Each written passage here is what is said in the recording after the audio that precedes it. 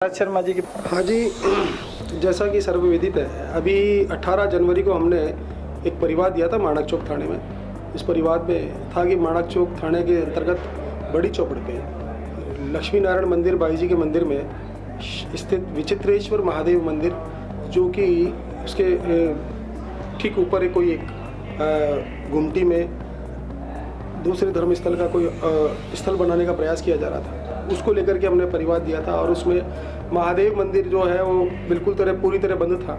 उसको लेकर के हमने परिवाद दिया था और उस परिवाद के तहत पुलिस ने कार्रवाई भी की। और उसके दूसरे दिन हमने एक आह्वान भी किया कि 31 जनवरी को हम लोग वहाँ पे सामूहिक रुद्राभिषेक करेंगे। उसके तहत हमने 31 जनवरी को सामूहिक रुद्राभिषेक शांतिपूर्वक किया और बहुत ही सफल रहा।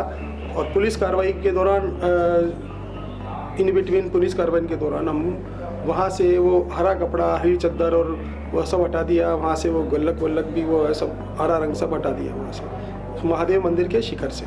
और इसके अलावा मंदिर जो है, मंदिर को भी खोल दिया और वहाँ पे सूचना पट्ट भी लगा दिया देवस्थान विभाग ने। और वहाँ पे टाइम टू टाइम वहाँ पे अभिषेक और आरती और पूजा अर्चना हो रही है। लेकिन रुद्राभिषेक करने के बाद में पता नहीं ऐसा क्या सरकार पे और सरकारी दबाव पड़ा, जो कि रुद्राभिषेक करने वाले भक्तों पे, शिव भक्तों पे और वहाँ पे उन सभी के खिलाफ मुकदमे दायर कर दिए गए और वो भी 153 में, जो बहुत घोर निंदनीय है। इसके लिए हमने हाई कोर्ट में एक पिटीशन दायर की थी 482 में। उस पिटीशन में जो है माननीय न्यायालय ने ये निर्णय दिया कि आप गिरफ्तारी पे रोक लगाई जाती है और इसके अलावा आप जो है पुलिस अधिकारी शपथ पत्र पेश करें कि ये धारा किस लिए लगाई गई है, कैसे धार्मिक भावनाओं को भड़काने वाला मुकदमा है, ये शपथ पत्र पेश करें। तो इस तरह से अभी तक की ये स्थिति क्लियर हुई है। अभी क्या इसमें वो जो आगे आने वाला है वो भविष्य तय करेगा। इसमें हमारे वकील साहब दिनेश जी पाठक और उमेश जी शर्मा भी, इनका ही सारा वो राजस्थान हाई कोर्ट में इनके नेतृत्व में, इनके देखरेख में ही सारा ये मुकदमा फाइनल। अभी केवल मेरी गिरफ्तारी पे ही रोक हुई है। अभी इसके अलावा बाकी 8 जो वो लोग हैं उनकी भी हमने 482 जो है वो लगा रहे हैं। अलग अलग संगठनों से हैं, अलग अलग लोग हैं। उनमें से कई लोग मतलब वरिष्ठ और अच्छे वो लोग हैं, प्रतिष्ठित लोग हैं और उनको बेवजह जो है सरकार ने झूठे मुकदमों में फंसाया है। स्वाभाविक रूप से पुलिस अधिकारी कर रहे हैं। FIR पुलिस अधिकारी ने ही दर्ज की है खुद के नाम से। अच्छा, व्यक्तिगत ही करी उन्होंने? बिल्कुल स्वाभाविक रूप से सरकार ने के पुलिस अधिकारी ने ही उसमें दर्ज की है। हाँ, ससंज्ञान। सर उमेश जी, सर क्या आप बता पाएंगे इसी विषय में? बताएं। लक्ष्मी नारायण मंदिर पर जो 18 तारीख के इनके जो दिया गया परिवाद था, उस परिवाद पर कार्रवाई करते हुए पुलिस ने उनको रोकने की कोशिश की। उसके बाद उन्होंने लगातार उसमें पूजा पाठ करते रहे अन्य धर्म के लोग। तो इन लोगों ने जाकर उस पर इस्तिगासा पेश हुआ और 151 में कुछ लोगों को उन्होंने पाबंद किया। और उन्होंने, पुलिस ने भी ये माना कि वहाँ पर अन्य धर्म के लोगों ने इस पर चादर चढ़ा दी और उस पर कुछ लिखा हुआ है। ये पुलिस ने माना है? पुलिस ने अपने खुद के इस्तिगासे में परिवाद में इन चीज़ों को माना है। तो उनके खिलाफ कार्रवाई भी की गई है क्या? उनके खिलाफ कोई कार्रवाई नहीं की, सब कुछ मानते हुए। और जो लोग भक्त थे, जो भक्ति के लिए वहाँ गए थे, जिन्होंने रुद्राभिषेक किया, और उनके खिलाफ 151 किया। 13 दिन 18 तारीख की घटना के बाद 31 तारीख को 13 दिन पश्चात इन्होंने प्रथम सूचना रिपोर्ट 153A में पेश की और उसमें लिखा कि इन लोगों ने धार्मिक भावनाओं को उत्प्रेरित किया। जबकि ऐसा कुछ नहीं था। इनके खुद के परिवार में ये लेके आ रहे थे कि अन्य धर्म के लोगों ने इस तरह की ये चादर और इस तरह का हरे रंग से पोत दिया है, जिसको हमने हटा दिया है। उसको लेकर जब न्यायालय के समक्ष आए तो न्यायालय ने गिरफ्तारी का स्थगन किया और उन फैक्ट्स को देखते हुए कहा कि ये 153A इनसे नहीं बनता है। रेस्पॉन्सिबल ऑफिसर इसमें शपथ पत्र पेश करेगी। 153A कैसे बनता? गिरफ्तारियाँ भी हुई थी, उस विषय पे बताएं। जो गिरफ्तारियाँ हुई थी वो इस मैटर में नहीं हुई थी। जो ये FIR है, ये है धार्मिक भावनाओं को भड़काने का आरोप को लेकर ये FIR दर्ज हुई है। उन 3 लोगों को जो गिरफ्तार किया था वो आशंका को 151 में गिरफ्तार किया था। 151 में उनकी जमानत हो गई है। इस मुकदमे में उनको गिरफ्तार नहीं किया गया है। एक सर जैसे 151 में गिरफ्तार किया तो 31 को हुआ था अभिषेक, तो उनको कब गिरफ्तार किया था?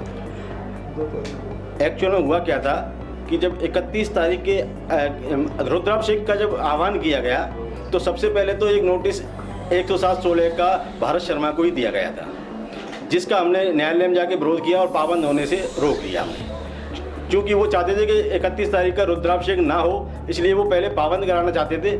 इसलिए हमने कोर्ट में जाके उसका विरोध किया तो न्यायालय ने पाबंद करने से मना कर दिया और उसमें कार्रवाई जारी है अभी। और जो जैसे बाकी जो लोगों को गिरफ्तार किया था, जिसमें एक निरंजन शर्मा जी भी थे, बाकी 2 भी थे, उन विषय में बताएं। हाँ, उनको 2 तारीख को गिरफ्तार किया था।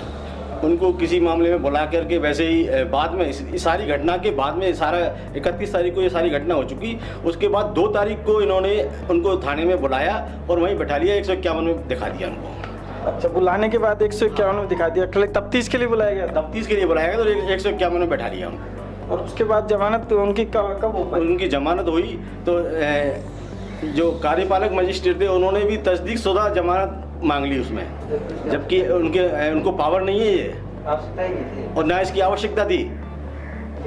उस कारण से उनको 2 दिन उनको जेल में रहना पड़ा। मतलब उनको प्रताड़ित किया गया ये सब कुछ जानबूझकर, और जो राजनीतिक द्वेष है उसके कारण जो वहाँ के लोकल MLA हैं रफीक खान और अमीर कागजी, इन दोनों के दबाव में सारा कार्यक्रम किया जा रहा है। उनके दबाव की वजह से क्या उनको नहीं दिख रहा कि इतना सालों 200 साल पुराना मंदिर है, उसके ऊपर ये क्या? ये प्रशासन की आंखों में पट्टियां बंधी हुई हैं, उनको जो दिखाया जा रहा है वही दिख रहा है। नहीं तो बाकी तो व्यापारी वगैरह तो सब विरोध ही कर रहे हैं उसका, तो ये अपने आप कैसे बन गई? प्रशासन ने तो व्यापारियों से बात ही नहीं की, किसी से ही बात नहीं की। उन्होंने तो सो मोटो ही जो SHO है माणक चौक थाना के, उन्होंने खुद नहीं FIR दर्ज कर ली। कोई अगर वहाँ किसी तरह का विरोध होता तो कोई FIR दर्ज कराता, किसी ने FIR दर्ज नहीं किया, किसी ने कोई विरोध नहीं किया। उसके बावजूद स्वयं प्रशासन ने ये राजनीतिक दोषता दर्शाती है।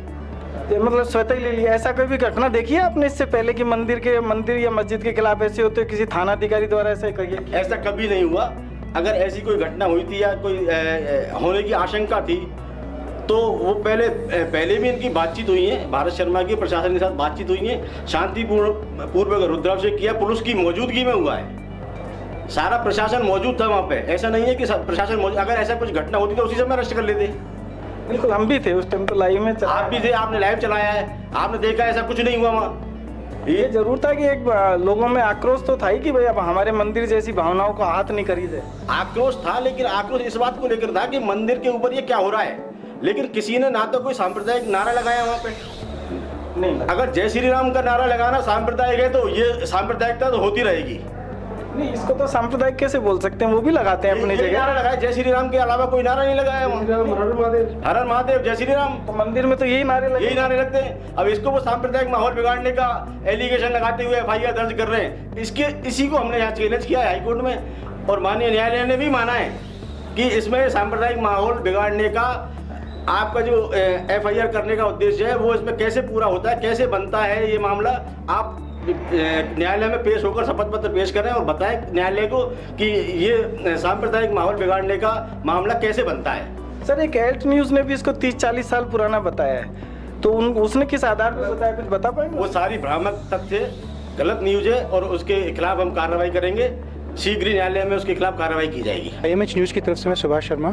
हम आए हैं आज बार एसोसिएशन के राजस्थान हाईकोर्ट बार एसोसिएशन के अध्यक्ष श्री भुवनेश शर्मा जी के पास, और जानना चाहेंगे कि कल जो लक्ष्मी नारायण मंदिर का जो मामला था उसमें एडवोकेट भारत शर्मा की गिरफ्तारी के लिए जो आदेश दिए हुए थे उनको स्टे किया हुआ है। तो हम सर से जानना चाहेंगे, सर आप बताएं किस तरह से किन कंटेंट्स पे आपने उनको स्टे करवाया?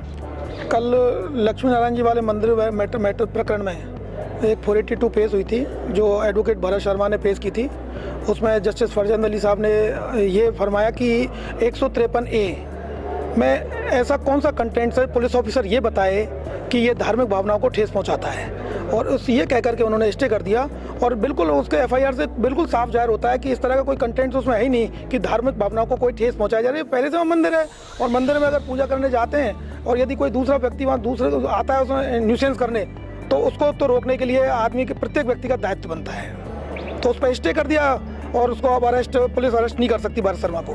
चूँकि मैं वहाँ का स्थानीय निवासी भी हूँ, इसलिए इस प्रकरण को भली भांति समझता भी हूँ और मैं जानता भी हूँ।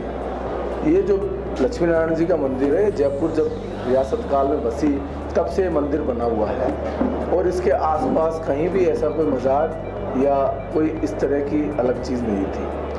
क्योंकि वो मंदिर है, वहाँ सेवा पूजा, नीचे शिव जी का मंदिर है, होती रहती है। ये जो आते हैं इनमें सीढ़ियाँ अलग तरीके से आती है, सीढ़ियाँ आगे से है उसकी, और उन सीढ़ियों पे चढ़ते हुए कुछ अन्य समाज के लोगों ने, अन्य धर्म के लोगों ने एक गुमटी बनी हुई थी, उस पर कुछ हरा चद्दर डाला और उस हरे चद्दर पे उन्होंने नमाज वगैरह अदा करनी शुरू कर दी।